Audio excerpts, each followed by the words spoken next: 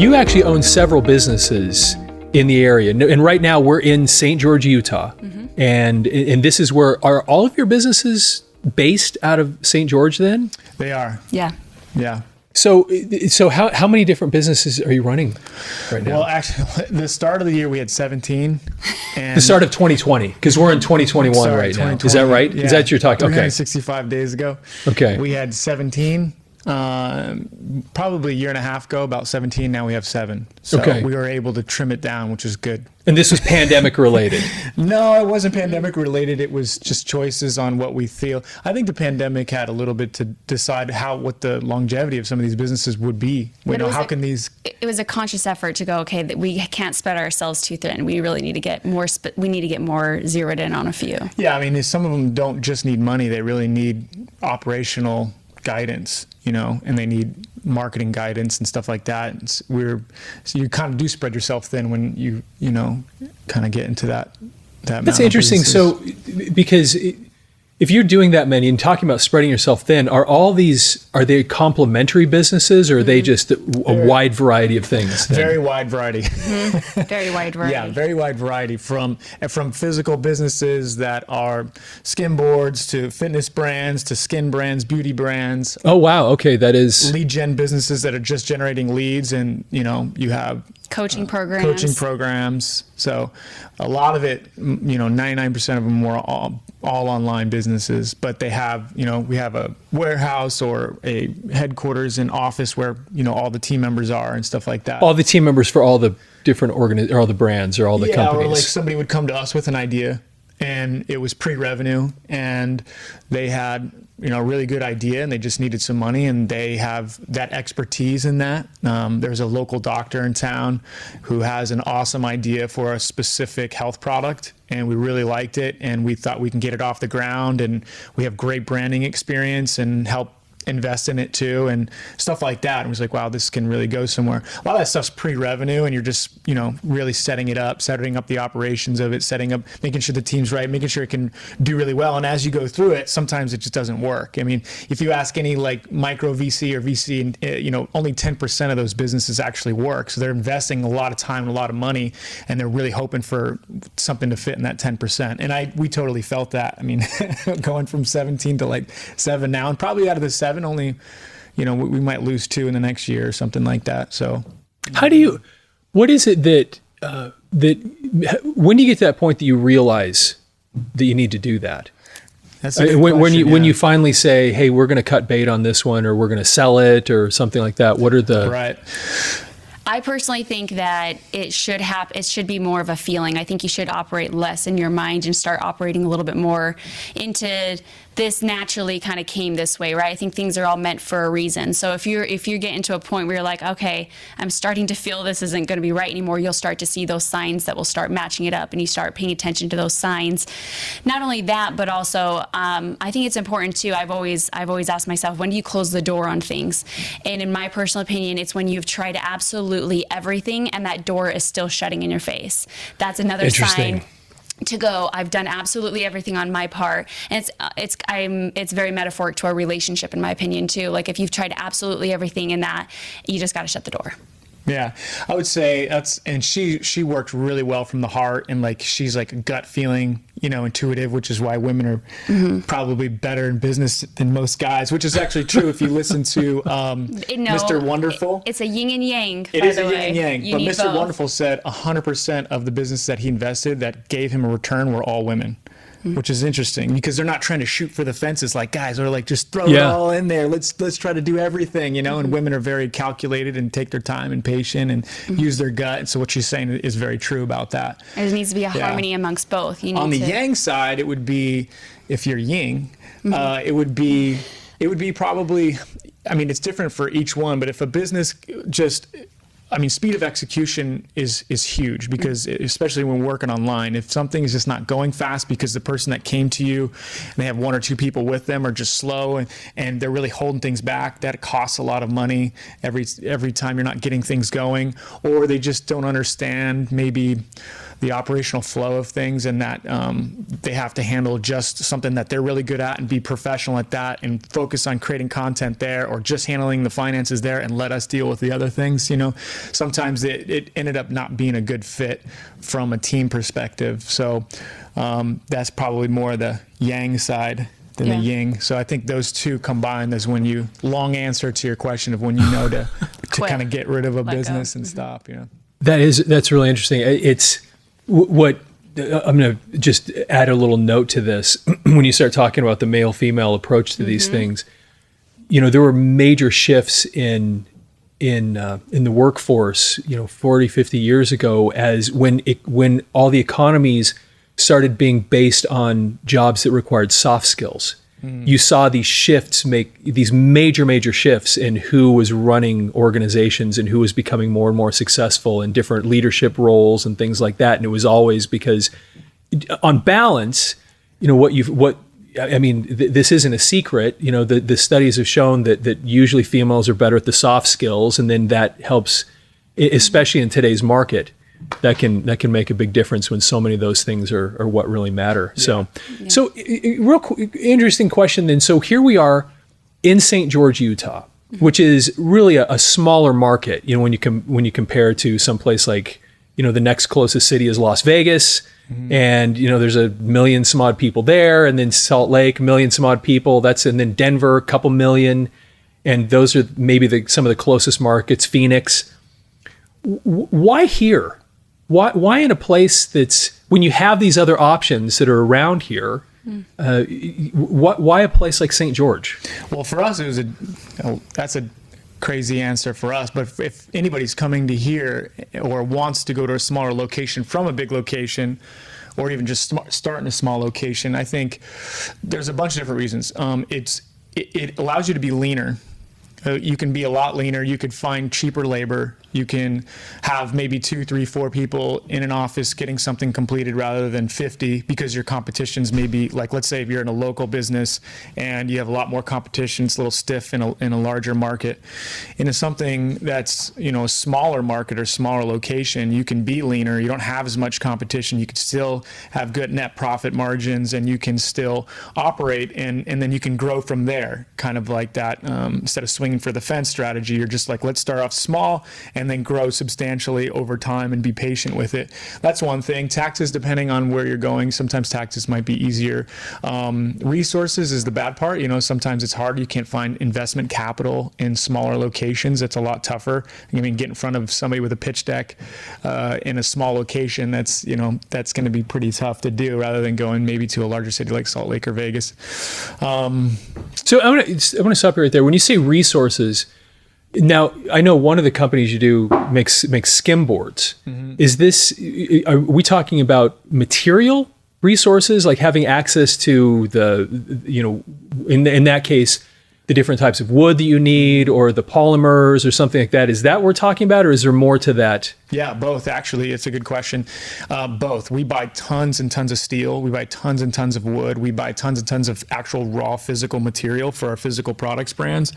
And those got to get shipped here. So that shipping costs tons of money. The logistics is tons of money. Then, yeah, absolutely. You're not going to have something as opposed to where it'd be like next door, right? So that's got to get shipped from Pennsylvania or Salt Lake and in all these areas. So definitely raw material. But also, it's been, when you want to expand a team, let's say you want to have somebody in-house remotely, meaning they work in-house for your business, but they work remotely. So you want that team to be a really talented, awesome team. That's not as difficult because they can work from their home, and they're an amazing software engineer, and they're located in Denver and you're in St. George, and that works. But if you want somebody in-house, not remotely, in-house in the business, in your headquarters or your office, yeah, that's tough to find around in a smaller location. So the resources for a strong team, which is the most important thing in a business, is your team. Yeah, that's a little tougher on the resource. That brings up another question that a lot of companies deal with, especially, here we are in the middle of a pandemic, or hopefully near the end of it. But one of the things that everybody's had to figure out when you start talking about this remote working, because a lot of people aren't doing it by choice right now. It's happening because they just have to. Yeah. How do you manage then in a situation like that company culture? Because that is a big issue with companies right now, especially, or people that just, even prior to this, that have the remote employees that are working out of their home or something like that. But you're sitting here in St. George, Utah, where you have a limited group of people to select from, as far as employees go, Correct. as far as human capital is concerned. And so you end up then moving outside of here. What do you do about then having them feel part of that team? Yeah, that's a good question. We were traveling, and we met up with a couple who were both teachers, and they said it's just been really, really tough to teach. I think they're high school teachers. Really, really tough to teach kids digitally via Zoom, and they just weren't taking it seriously. I thought about it, and I was like, man, I cannot imagine what the long-term effects of the development and learning ability will be if this just keeps happening and they're not paying attention, they're not taking it seriously. So that's the downfall, right? Because what it requires too is, as everyone knows, as being an entrepreneur, you have to have your own time management. And so when nobody's, when you're showing up to work in your pajamas and you're virtual, you know what I mean? Like you're having to, it's just going to be a lot. In my personal opinion, you're just going to have to be harder as an individual going, okay, time management. I've got kids screaming in the background. My husband wants this. Like, you have to delegate so much time in the day to make sure that it's your work time. Yeah, that's the bad part of it, and that's true too. And the bad part of it, like I was saying with the teachers, the good part of it is it's going to force you and require you to be a better recruiter. Mm-hmm. So you're going to have to focus on hiring people that are self-managed, people that can get the job done. So there's skill set and there's self-management. You almost want a project manager inside every single worker at that point. So you go, okay, let's say you already have a team. You're like, well, I already hired this team. I don't want to let them go. And when we're in office, they're great, but maybe digitally they're not as great. So then you're going to have to focus on the actual management skills of getting them to, almost be a better time management performer at that point, right? I agree with that. Which is tough. That's such a hard thing to do, is try to teach somebody to have good time management skills, because it affects the bottom dollar or the performance of the company, right? And so you just got to set in boundaries and set in very important systems and processes in order for those people and those performers to actually do what they want to do and without firing them. But the good part of it is that, let's say you have to go digitally and you have to maybe fire some people locally, unfortunately, and you want to grow your brand or your business, and you have to hire somebody, 2 or 3 people around the country. As you're hiring, you're looking for an entrepreneur. You're looking for an entrepreneur that wants to be an entrepreneur within your organization, and the questions you ask them are different questions than you'd normally ask face-to-face in an interview, about their time management skills and understand how they process information. And so that way, because if you're asking somebody a question and you're trying to figure something out and they're right next to you, that processing that information is actually different than when you're asking them a question and then processing the information when they're digitally, because they may have a little distraction here, or just obviously that energy, that connection. When you're in there, it's easier to process and think of things and come up with stuff together. But if they're digitally, you have to take into consideration, how are they going to process this information or use critical thinking when we're apart from each other. And just asking them those questions, you'll get the answer a lot of the time. So that's the good news, is that the good part of it is that it's going to require you to be a better recruiter. And again, what's the most important thing in the business is your team. And so if you're be a better recruiter, you'll have a better team and a better business. Interesting. Yeah. So okay, I want to stay on this point for just a second. Yeah. So once again, you're in a smaller market, limited. I mean, there are a lot of people here still, but you're feeling the need then to outsource, not outsource, but hire people that are in different parts of the country or different parts of the world. Then, is that part of having to be in a? Let me ask it differently. If you were in Las Vegas or Denver, Colorado right now, would that be a thing you'd be dealing with? That's a good question. Yes. I think for specific talents, right? Like, I think for we're looking right now for a developer.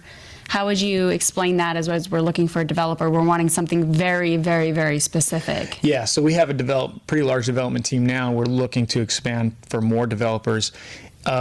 That skill set is really specific, and I'm speaking to time management, like the worst time managers, no offense, but and that's just okay, but they're great at other things, like they're very mechanical and very driven in that sense. And so to answer your question, yes, we still would be dealing with that issue, because for particularly our business, when you have a business online or multiple business online, to find them in just one location is really tough. And then also, it's not as cost effective. Like somebody in a small town like St. George that applied for the job that we want is just as skilled as the guy in LA, but the guy in St. George is much cheaper and affordable. And we're just trying to be as lean as possible so that we can grow and affect as many people and be an impact-driven business. But we have both. We have people in-house and we have people out. So we're not limiting ourselves to only just St. George. Right. So, but if we were in LA or Los Angeles or some other city, it would be both. We'd have inside of the office as many important people that we can afford that makes sense for us to grow the business at healthy margins and a healthy percentage every month,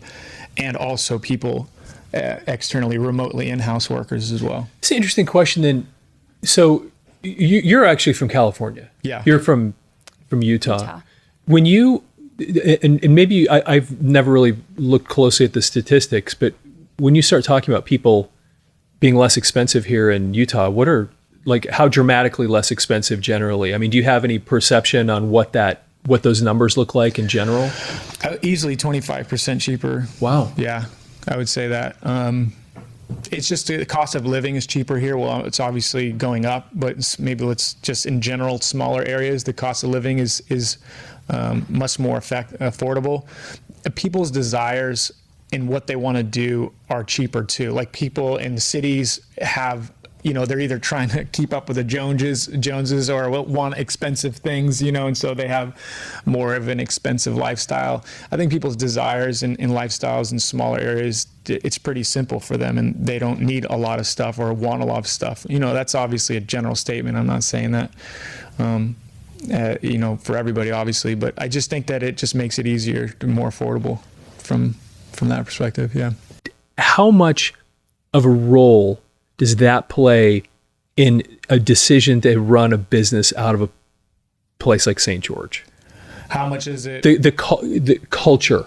Yeah. Does that play a role, and how much of a role does it play in deciding to have a business here? And maybe it doesn't play a role at all. I think you used that word or something like it, and I thought, I wonder how that goes into the decision-making process. One and hiring and staying here? I'm talking about the culture of the community. Talking about the culture of the region that you have your business, you built it here, and I wonder how much of your decision to be here and stay here has to do with the fact of what this place is in general. I think for us, it's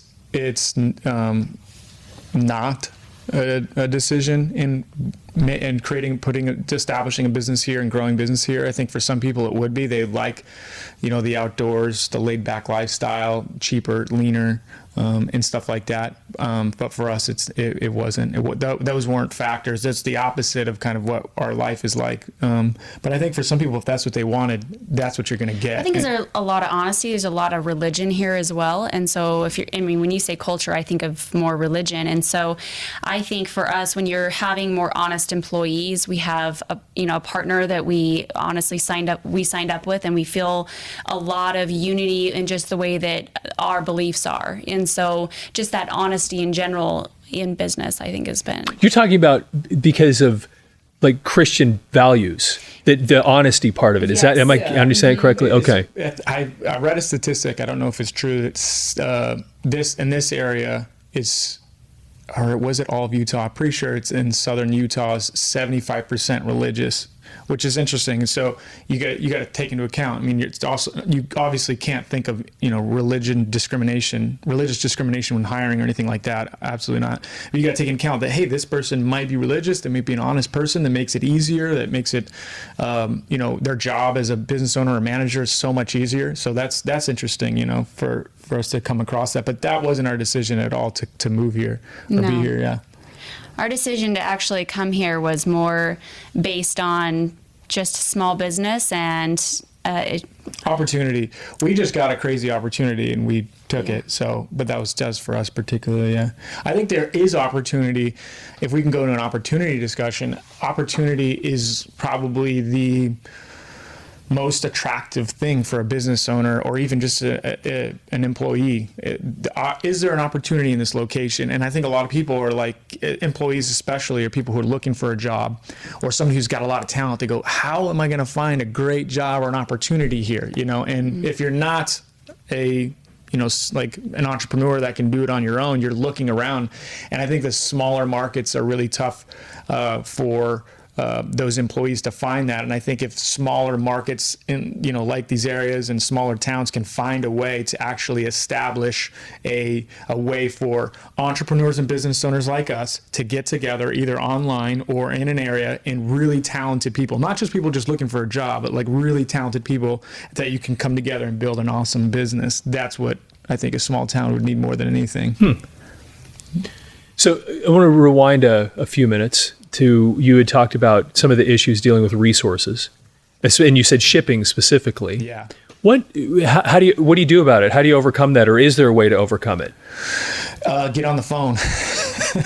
I think in the beginning when we were trying to find the cheapest, most cost-effective things, we were on the phone for months trying to find, and that's the thing too, is never stop looking. Like if you find a cheap solution or affordable solution that's cost effective but also good enough quality that it's going to allow you to run your business. Yeah, that goes back into, I remember looking for manufacturers and I was like, okay, I found 5. He's like, nope, go back and find 10. And I was like, ugh, how long it is to find that, Yeah. But that's also his motto with finding even team members. He's just constantly recruiting and recruiting and recruiting. Like it's interesting. It was just something I didn't know going into as being an owner of a business. Well, really the aspect of just don't stop, continue to keep searching, continue to keep looking. Yeah. And so, the only thing else to answer your question, the only other thing you can do about it is just keep getting on the phone and looking is, networking. Obviously we've found good, cheaper, affordable solutions with resources and other businesses for logistics and things. Networking, not even just getting on the phone. So like, let's say your fabrication manufacturer, you go ask him, hey, do you know anybody that does XYZ? They're like, yeah, actually I do. So you ended up just asking the people within your business network. Yeah. A lot of connections here. A lot of connections. I think that's something that we found the difference between California versus Utah is definitely the connections. I know this person, they're trustworthy, they're honest, they're great, I recommend them. So a lot of it is finding that. So when you attach yourself to obviously a good source, a good connection, they themselves will have good sources and good connections that kind of allow you to actually go a little bit faster and to build a little quicker that way too. That's a word I wouldn't have expected to hear you say, is the word faster. I think of a place like this and I immediately think slower. Exactly. Yes. And you said the exact opposite thing. Interesting. Yeah. Well, it is a little slow here in a lot of senses. Probably the same in smaller towns as well. There's aspects to it that definitely are slower. But to her point of networking, I think it's a little more cutthroat in larger cities, and some people would be less apt to introduce you to somebody that they know would either cut them out or, even make you successful with the jealousy thing. Be like, I don't want them to do better than me or do great, even though some maybe their business relies on you or whatever. People still act like that. It doesn't always happen, but in bigger cities you could see that. I saw that happening in certain cases. And if you come to a smaller town, it's more family oriented. I feel like it is more. It's you just sense more of a connection. You feel more family oriented. Yeah, I think you could get, in terms of faster, you could get some of the resources through networking faster because people are more inclined to help. Yeah, that's actually really interesting. Just on a personal note, one of our competitors, because we do a lot of marketing and social media and obviously media work in general. One of our most important partners and is one of our competitors, weirdly enough, and yet we work seamlessly together a lot. That's awesome. But it is unique because I don't know what it is, but there is something about the culture in that sense that I noticed. Because could you do that? I don't know, and that's the part I never had that. That's what's interesting. When I was in Denver, because this business operated there for almost 20 years before I moved down here, I never had relationships like that. If I did, it was yeah, it wasn't like this. Yeah. And now I come down here and there is this weirder sense of community, Yes. strangely enough, like we're all on this little boat together and we're In the middle going, of the ocean. yeah. By ourselves. Yeah, it feels a little different. Yeah. Well, and getting back to something you said earlier, also on a personal note, when you talk about opportunities, one of the things for us moving our media company down here was that we in Denver, building a studio like we have here, you're a very small fish in a very big pond, and down here, instantly you can be the big fish with no effort. Yeah. You see a need. There's tons of needs that are happening in bigger cities that aren't happening here, and you can just go own one. Right. Yeah. And which makes it kind of exciting being Yes. in a place like this. Yeah. Absolutely. So real quick, tell me a little bit about. So you have a bunch of different businesses here, and all of them. You don't have anything that's actually selling things, like you don't have any storefronts here. You don't have any St. George specific, small market specific businesses. This is all online stuff. Online, no brick and storefronts. mortar. We just have warehouses, We obviously, that almost are here. did once for one, but nope, all online. And just the warehouses, fulfillment, manufacturing, and office space. Okay, and you're able to get all of those needs met, obviously, Yeah. Yeah. because you've actually got things working and things moving, and so that's kind of awesome. Yeah. So let's talk just for a second about what your business is. What do you do from either a messaging or marketing standpoint? Because surely the different businesses you have competitors. Yeah. What do you do from a marketing and messaging standpoint to stand out from competitors, to differentiate yourself, to be a significant player in a particular market? Well, we'll talk about the main one that we have, which is Booty Bands and Barbells. That's the one that we've been doing together for the last 4 years. And how we stand out as competitors, you can see everybody around you in the fitness space is just pushing the new diet, the new latest like keto supplement or something like that. So in my personal opinion, coming from a health and fitness background, I've seen that especially in the women's market, it's just a bunch of men selling to women, and it's very much just like trying to get that dollar. It's just trying to hurry up and push the next supplement, but it's not really about caring about their results. And so for us, we care about the results. We care more about the transformation. We care that we get those messages later that says, you completely changed my life. I can't tell you what this has done for me. And so that's our motive, and that's how we drive, and that's what inspires and pushes us every day, is by going, we're thinking different, thinking outside the box, not doing what everybody else is doing, but doing something that's more, again, heart-based and focusing by transforming lives instead of just customer-centric, customer-agnostic, and Danita can speak to this, like our USP and like what we're about. We literally have two-way conversations with our customers. We either hire in resources, people, motivators, moderators, coaches, to actually, as soon as somebody's new that comes in as a customer, what are your goals? Let's talk, and every time that they post pictures about themselves or have questions or like, man, I have a crappy week or my diet this, we go at it. We message them, and they'll get flooded with dozens or hundreds of comments, depending on the question, with support. And that's coming from us and our internal team, not just other members, messaging them. So being customer centric and focusing really on being an impact driven brand or an impact driven business, and answering their question and really focusing in on their need and not making them feel like they're just one of hundreds of thousands of other members that we have. They actually have come out and said, I actually feel really special. Yeah, like they you all guys do. you guys don't just have a copy paste note that you send to every one of your members. If I ask you a question, I can actually get something that's actually specific and direct to me. And so it's just been all geared that way. I've just made sure that we're not robotic. We want to make sure that we definitely give them an experience here. Yeah, and any business can do that. A lot of them don't. They're either afraid or they don't think they have the resources to do it.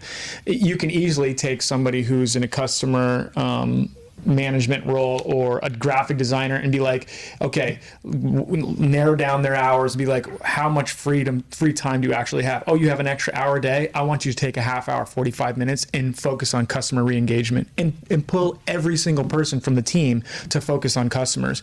And what that does is they get a perspective from the graphic designer, the copywriter, the manager, and all that, and they make the manager's job better because the manager is talking to actual customers and they know how to make their manager job better, that it's focused on what the customer needs that's driving the business.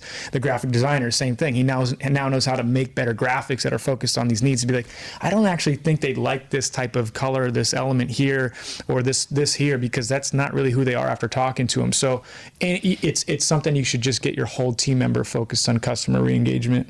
I focus a lot on, we have a Facebook group where we have hundreds of thousands of members, and we sit and anytime we come out with a new product, I always go, okay, we're going to do a poll in the group. Do you like this color? Do you like that color? Do you like this style? Do you like that style? And so I get this overall ranking of what they like, what they prefer. And because I have that connection with them, I can see what are the problems. I can handle them a lot quicker immediately if there's something that's going on. Find out solutions. I'm able to, being able to understand the voice of them more. So that voice of what they're asking for, I can send to marketing. Marketing can send to them. And it's like kind of it's a cycle that happens. Yeah. So we can connect more with them. And we can speak directly to them. It makes the products better. We've all developed our products, either new ones or innovated and reiterated products that we already had better. It makes everything so much better because we actually, all of our products were built off feedback from customers. Okay. And that's what businesses really should be focused on. So to answer your question, what makes us different, our USP on the front end is really that customer-centric, agnostic focus.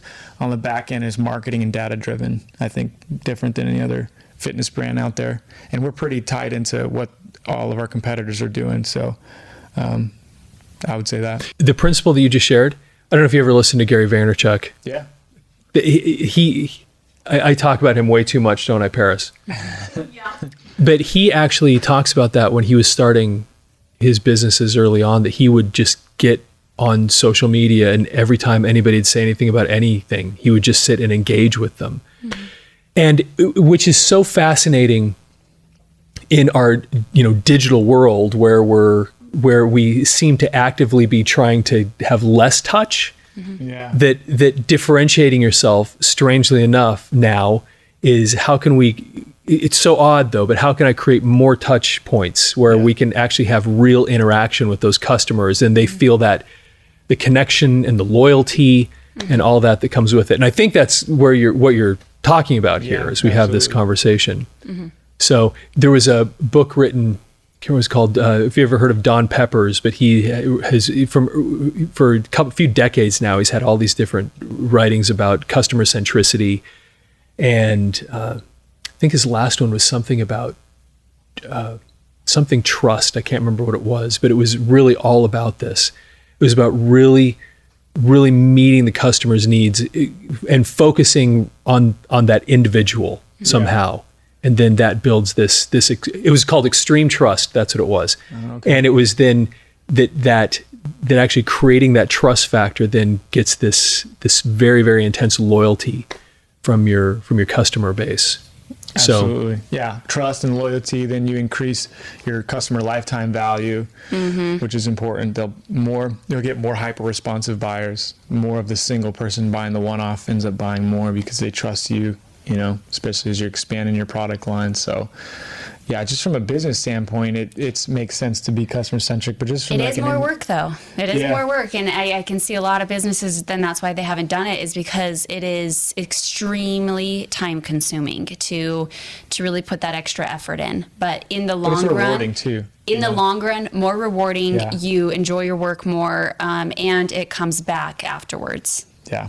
So that's the kind of same thing as like, this isn't a sprint, this is a marathon, right? So take your time through the marathon and make sure that you're hitting all the points the way through it. And what I hear from you, and correct me if I'm wrong, but you're kind of following the kind of a submarine mentality. And what I mean by that is everybody in a submarine can do everybody's job. And if I understood what you said, you have certain people working for you that this might be your role, but we also need you to fulfill this role over here, which is interacting with customers. or getting on the social media and figuring out what people need and talking to them directly. So everybody has their different roles, but we also all have this one role together that we have to accomplish. 100%. Very, very important. And I don't see enough businesses doing it online. It's almost like you got to do it these days to survive even just a little bit. They may just have one person dedicated to that, which is the customer support team, and they may not do the best job out of it and do that copy paste stuff that she was talking about. But just do it better. Just be better and do it better, and find ways to make yourself unique when you're talking to the customer. How are you different when you're talking to them than your competitor, or than what's your style? What's your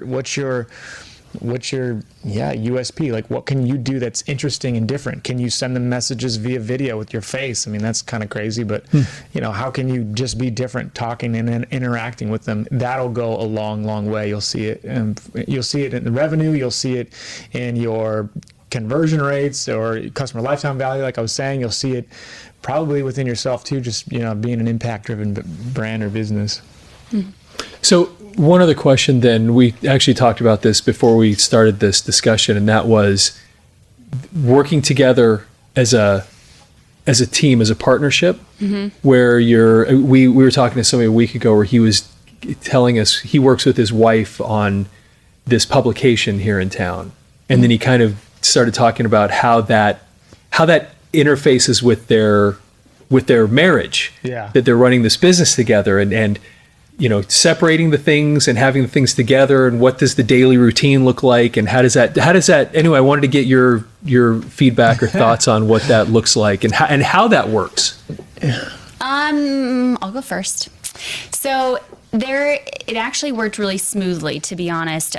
There have been some rough points, so I guess instead of just talking about all the smooth points, there has been some points, but it's just about communication. We both want the same end journey, so we both bring that up when we're like, okay, you want this goal, I want this goal. Okay, so here's how we're going to get that goal. And so we've been able to just communicate with each other and understand, okay, this is what I need to feel fulfilled in this. This is what you need to feel fulfilled in it. And honestly, it's just as long as the other person is willing to come and meet in the middle. It's not completely come over to my side. It's make the adjustment in the middle so I know that you're trying, and then let's merge together and move with it. But personally, we hear it all the time, that just the way that our relationship really blended with this, you have a very masculine energy, I have a very feminine energy, and that right there is that yin and yang that we were talking about. And so for us, it really meshed well, because you're not too pulled on one side. You're really balanced with that type of energy. I'd say, like, if my mentor was to have me try and not counsel, but give advice or guide a couple that's about to do a business together, or a couple that has, is sit down and ask each other honest questions. And the questions you would ask are, what is your financial logic? Are you a conservative financial logic or a non-conservative financial logic? She's very non-conservative financial logic. I'm conservative. So be like, okay, when we're making financial decisions, I'm very data driven. It has to be like XYZ and projections. How can this work? She doesn't think like that, right? She just kind of goes. Mine's more emotional, mine's more gut, and mine's more, I want to listen to the community. So what's beautiful is he brings his points to the table, I bring my points to the table, and then we sit and basically it's like throw the cards out on the table and we pick up the ones that are going to make the business work. Yeah, if that makes sense. And so then we go, okay, this is the decision I think we should make. She goes, no, this is the decision financially we should make. And then if you have a third party or a partner that can help you make that judgment call on that one, because you're just coming to a tie, you could do that, have that third person make that call. That would help. And so that's the question I would ask. And then just be honest with yourself. What is that financial logic, and how do you communicate that with each other when you're making financial decisions? That's a big one. There was a financial communication. What was the other ones? What was the thought process, energy. So you find out as a relationship where your strengths are and where your weaknesses are, right? And then you know where you're different at, I guess is the best way to describe it, and not forcing the other person to come your way, because I think what happens in relationships or maybe in business, you're like, well, my way is the right way, so you need to come on my way. But instead of thinking that, you go, okay, it's actually really beautiful that you think different than me. And vice versa. And so we've allowed those differences to go, okay, this is what you think, this is what I think. Again, let's figure out how it so the financial logic, my mentor would say also, like, you're hardwired this way. They're not going to change financial logic or how they process information, use critical thinking. This is how you're hardwired. It's not going to change. Like your IQ doesn't really change at all the older you get. It is what it is. And so accepting that that's what it is. This is what I am.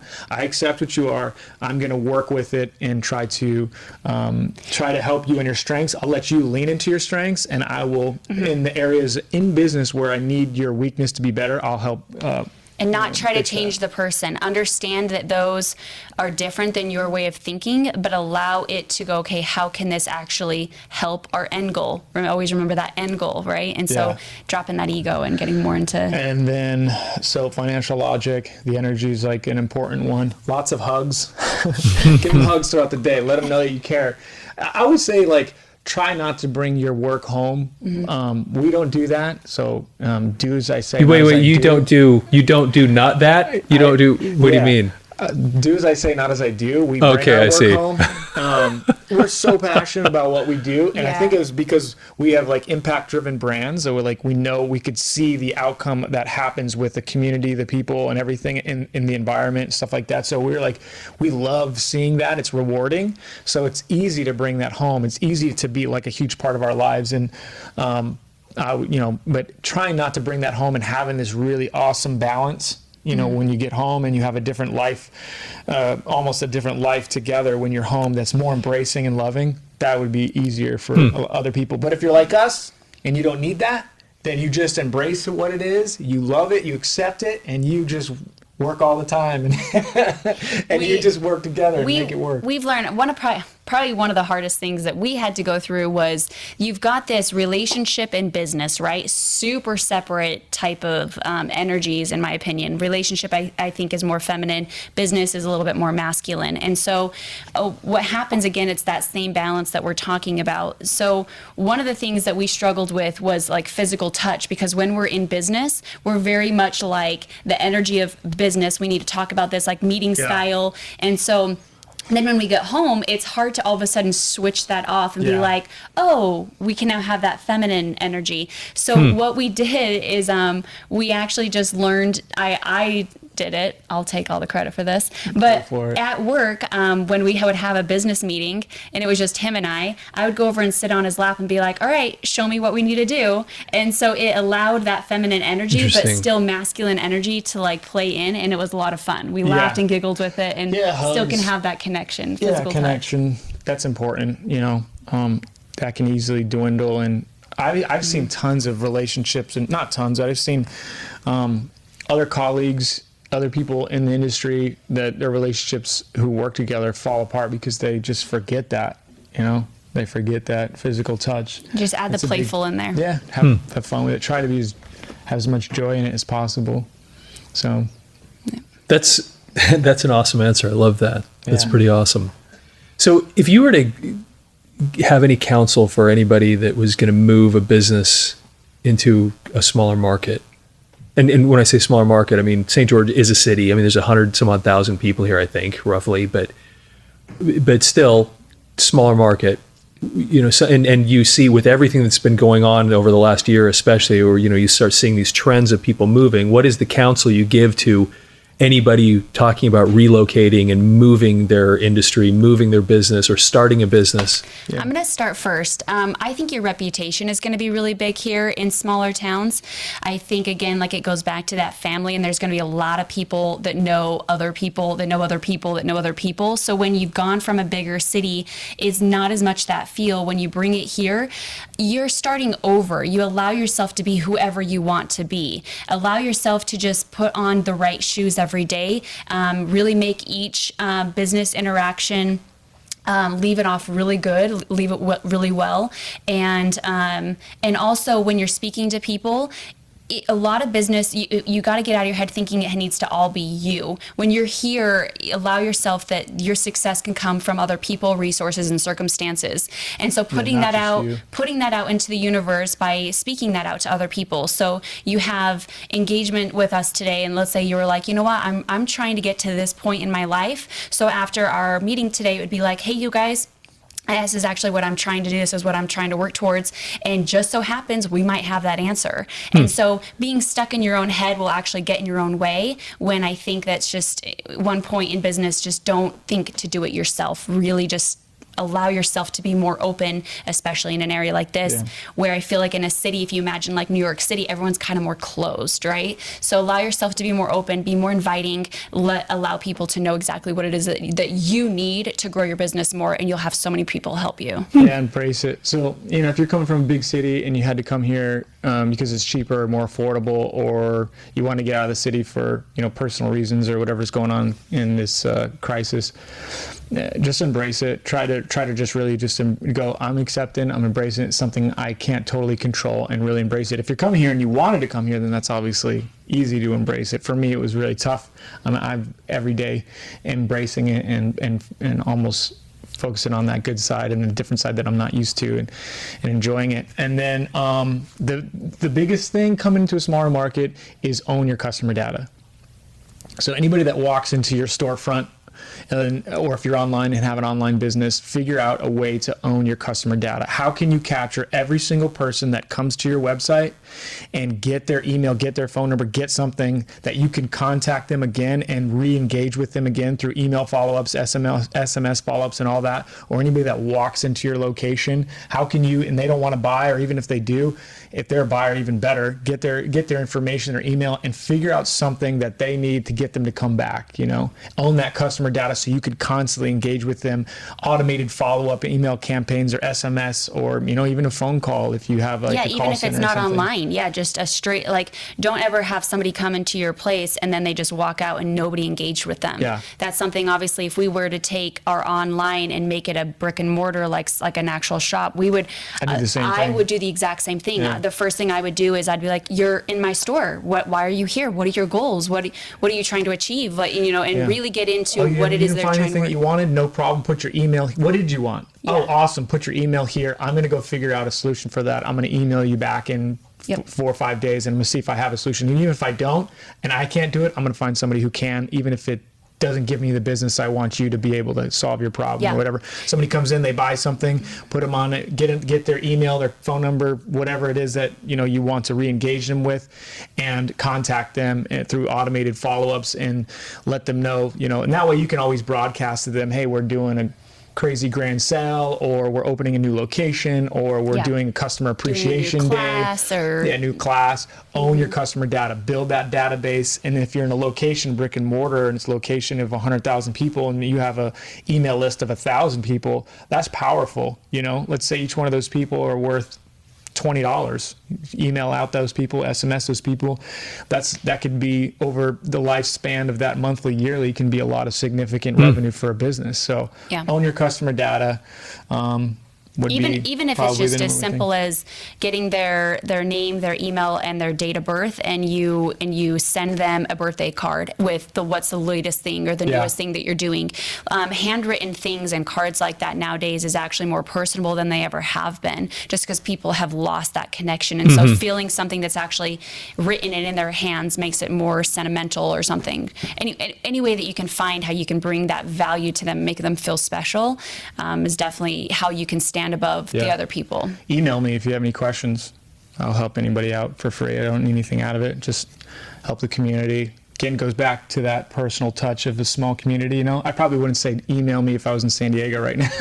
I wouldn't want 100,000 San Diegans email me about business. But you're local, small, and trying to build it for, want people to succeed. So if you want to build a business and you're trying to figure out how to build a business online, you can email me at jay@bootybands.com, jay@bootybands.com, or go to totalonlinesuccess.com. Because you have courses on some of these topics, Yeah. right? Yeah, a course on how to build a business from scratch online, and then a course how to advance and scale your business once you already have it. Branding. We have group coaching and stuff on how to build your business and stuff like that. And if you want to see it, you can check out like what we've created and what we've done. It's bootybands.com, and we have Facebook groups and things like that. So it can kind of give you a little insight as far as the brand that we developed from scratch. Yeah, and all the other ones kind of are that's our main place that we focus on. All the other ones are doing great, but they're not like, that's our main. It's more of a brand. It's more like in your face brand, while the other ones are more behind the scenes. I think it's more more of a household name. People know about it more and stuff. So, no, if you want to get fit and cut fat, keep the curves, look and feel better, you can go to bootybands.com, get yourself a resistance band, booty band, protein, weights, dumbbells, barbells, awesome fitness app. Her and all the other coaches there to help guide you. I'll let you speak more to that. It's just more of a personal touch. You're going to get somebody that really cares about your transformation. We're there walking you through it. So you're not just going to get video clips like most apps do. They just have a bunch of clips of workouts. We actually are sitting there going, okay, here's a form section. So if you need help with form, here's if you are a beginner, here's beginner videos. Oh, you don't have any time, here's 10-minute workouts over here. But we're actually in the video talking to you, explaining like what's going on. And then our members tell us, hey, can you shoot more of those like yoga fusion ones? We're like, perfect, we'll do more of those. And so you actually get to go, oh my gosh, okay, next week I got what I wanted. You know, you actually feel that even though we have hundreds of thousands of members, you still feel like you're not lost. I'd say that's it. Shameless self-plug. No, that's awesome. Cool. Thank you again for taking the time to be here. It was Absolutely. awesome. Yeah, thank you. Cool. Thank you. Appreciate it.